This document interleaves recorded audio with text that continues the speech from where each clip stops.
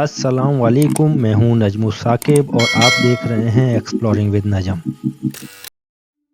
Titanic दुनिया का एक ऐसा जहाज था कि जब ये बना तब भी दुनिया की नज़रें इस पे थीं, और जब ये समंदर में डूबा तब भी दुनिया की नज़रें इस पे थीं।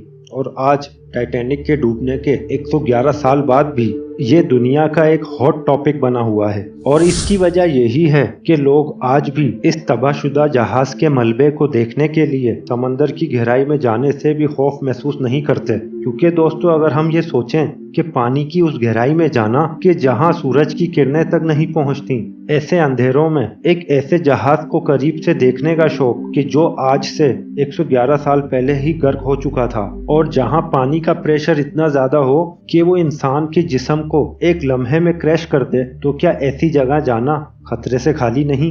दोस्तों, टाइटैनिक डूबा तो 1912 में था, लेकिन इसका मलबा तलाश करने में 70 साल से भी ज्यादा का अरसा लगा, जो 1985 में जाकर मिला।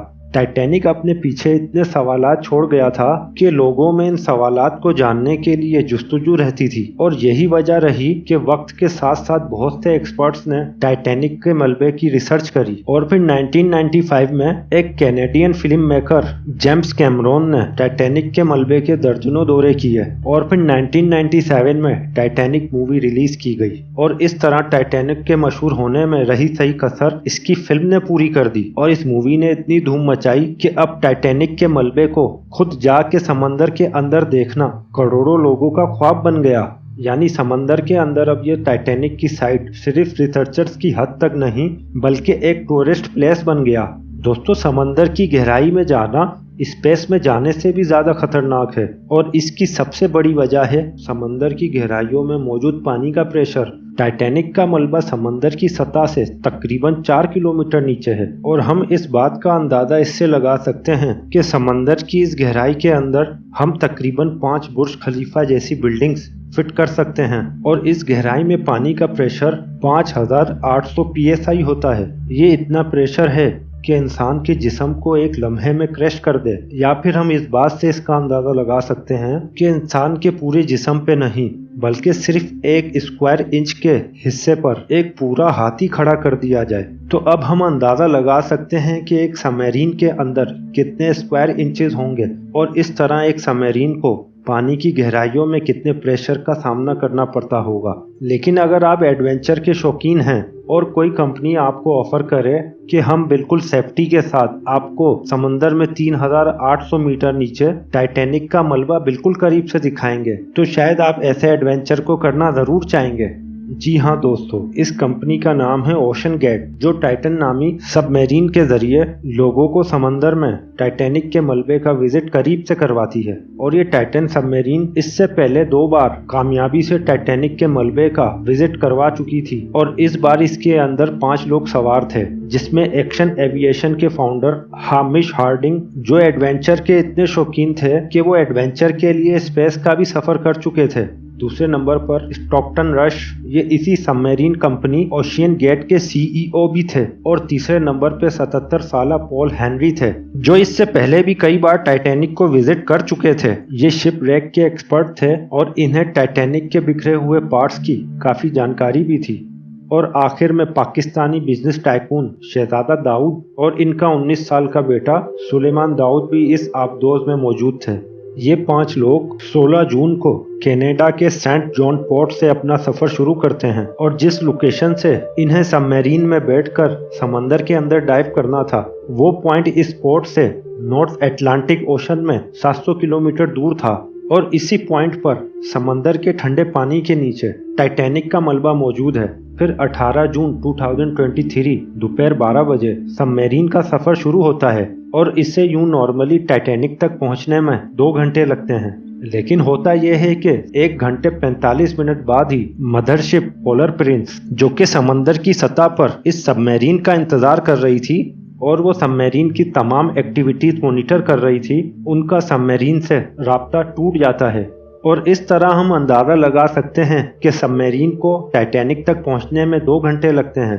तो 1 घंटे 45 मिनट बाद सबमरीन टाइटैनिक के बहुत करीब पहुंच चुकी होगी। दोस्तों, जैसे कि मैंने पहले भी बताया कि समंदर की इस गहराई में सूरज की रोशनी पहुंचना नामुमकिन है, जिसकी वजह से यहाँ हर वक्त इंतहाई सख्त अंधेरा रहता है और इतनी गहराई में एक वायरलेस सिग्नल का टूटना एक नॉर्मल बात होती है। लिहाजा ऊपर इंतजार कर रहे शिप के अमले ने भी इस सिचुएशन को ज्यादा सीरियस ना लिया। ये पूरा ट्रिप टोटल 7 घंटों का था, जो दोपहर 12 बजे से शाम 7 बजे तक का था। लेकिन जब शाम 7 बजे तक भी इस सबमरीन से कोई राब्ता ना हुआ और ना ही वो वापस लौटे, तो अब ऊपर खड़ी मदरशिप के अंदर खलबली मच गई और फिर इस तरह टाइटन की तलाश शुरू कर दी गई। और 9:40 पर उन्होंने यूएस कोस्ट गार्ड से राब्ते शुरू कर दिए और उनसे मदद तलब करी। फिर अगले दिन संडे को यूएस और कैनेडियन शिप्स और प्लेन्स ने समंदर के उस पूरे एरिया में एक प्रॉपर सर्च ऑपरेशन शुरू कर दिया और उन्होंने सिर्फ समंदर की सतह पे ही नहीं बल्कि सोनार टेक्नोलॉजी की मदद से पानी के अंदर भी अपनी तलाश जारी रखी। और इर्द गिर्द के तमाम बहरी जहाज़ों को ऑर्डर दे दिया गया कि वो अपनी आंखें खुली रखें और कहीं भी ये सबमरीन दिखे तो फौरन रिपोर्ट करें। और यूं अगले 2 दिनों तक ये तलाश जारी रही, लेकिन टाइटन का कोई नामो निशान न मिला। लेकिन फिर अचानक से उम्मीद की एक किरण नजर आई।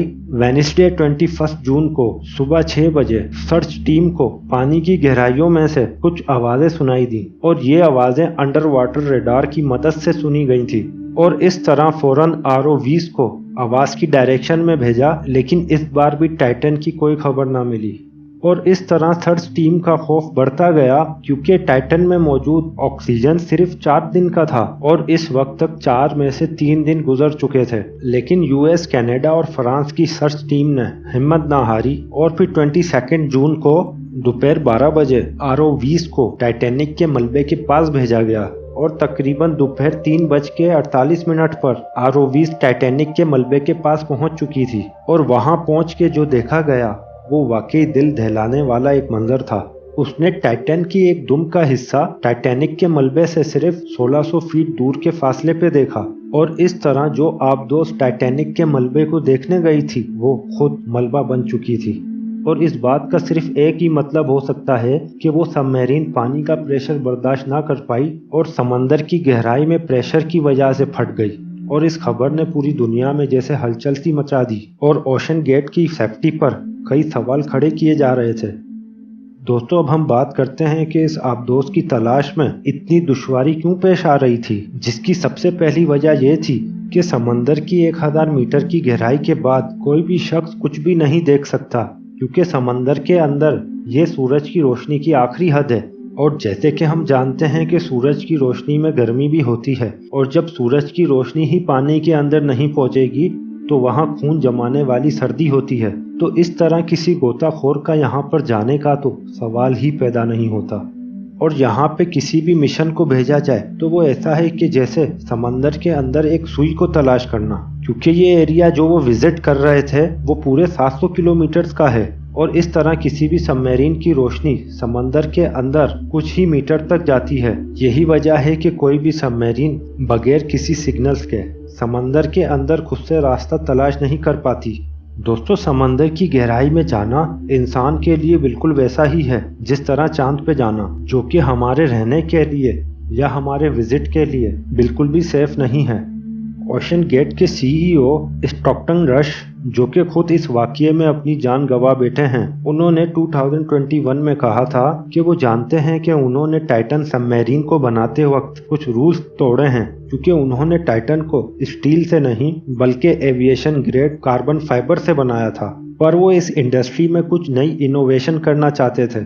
जब भी उन्होंने ये करा और पहली बार टाइटन को समंदर के अंदर 5000 से 10,000 PSI के प्रेशर पे टेस्ट किया गया और जिसमें वो पास भी हो गई। पर एक्सपर्ट्स का मानना है कि ओशन के अंदर हजारों किस्म की ताकतें सबमरीन पे पड़ती हैं और जिसमें ना सिर्फ प्रेशर बल्कि पानी का बहाव भी होता है, जो समंदर के उतार चढ़ाव की वजह से होता है। और इसके अलावा अंधेरे की वजह से ये भी हो सकता है कि कोई भारी पत्थर या कोई समंदरी मखलूक इस सबमरीन से टकराई हो। और दोस्तों, बात कुछ भी हो, लेकिन टाइटन की इस तबाही की जिम्मेदार जो एक वजह है इस सबमरीन के स्टैंडर्ड को तोड़ना है, जो कि स्टील के बजाय कार्बन फाइबर से बनी थी। لیکن اس کے علاوہ اس کی دوسری وجہ اس میں پہلے سے موجود کریکس بھی تھے، کیونکہ ٹائٹن 2019 میں کارل اسٹینلے نامی ایک بزنس مین کو بھی وزٹ پہ لے کے گئی تھی، اور اس وقت بھی اس سب میرین کو اوشن گیٹ کے CEO آپریٹ کر رہے تھے۔ اور کارل نے بتایا کہ اس سفر کے دوران جب وہ پانی کے اندر نیچے جا رہے تھے تو انہیں ٹائٹن کی باڈی میں سے کریکنگز کی آوازیں سنائی دی تھی، تو اس وقت انہوں نے اس آوازوں پر زیادہ دھیان نہ دیا، کیونکہ انہیں اس وقت اوشن گیٹ کے CEO جنہوں نے یہ سب میرین ڈیزائن کی تھی ان پہ بہت بھروسہ تھا۔ لیکن اس حادثے کے بعد انہوں نے نیوز چینلز کو بتایا کہ شاید وہ آوازیں اس بات کی وارننگ تھیں کہ ٹائٹن کی باڈی پانی کا اتنا زیادہ پریشر برداشت نہیں کر پا رہی۔ اس کے علاوہ 2018 میں اوشن گیٹ کے ایک ایگزیکٹو نے ٹائٹن کی کاربن فائبر باڈی کے خلاف آواز بھی اٹھائی تھی، اور ان کا یہی کہنا تھا کہ یہ مسئلہ سب میرین کے پھٹنے سے صرف چند ملی سیکنڈز پہلے ہی پتہ پڑے گا۔ اور دوستو حقیقت میں بھی ایسا ہی ہوا، کیونکہ جس گہرائی میں ٹائٹن پھٹی ہے ایکسپرٹس کا ماننا ہے کہ اس کو پھٹنے میں صرف 0.3 سیکنڈز ہی لگے ہوں گے۔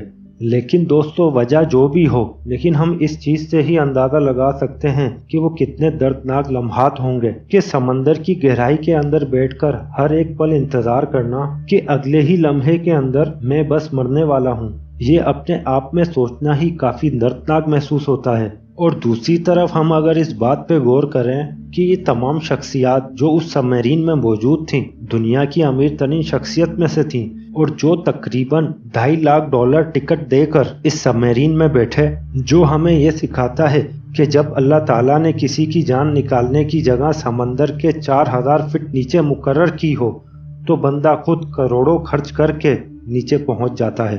جس طرح اللہ پاک سورہ لقمان میں فرماتا ہے، یقیناً اللہ ہی کے پاس ہے قیامت کا علم، اور وہی برساتا ہے بارش، اور وہی جانتا ہے جو رحموں میں ہے، اور نہیں جانتا کوئی شخص کہ کیا کام وہ کرے گا کل، اور نہیں جانتا کوئی شخص کہ کس سرزمین میں اسے موت آئے گی، بے شک اللہ جاننے والا خبردار ہے۔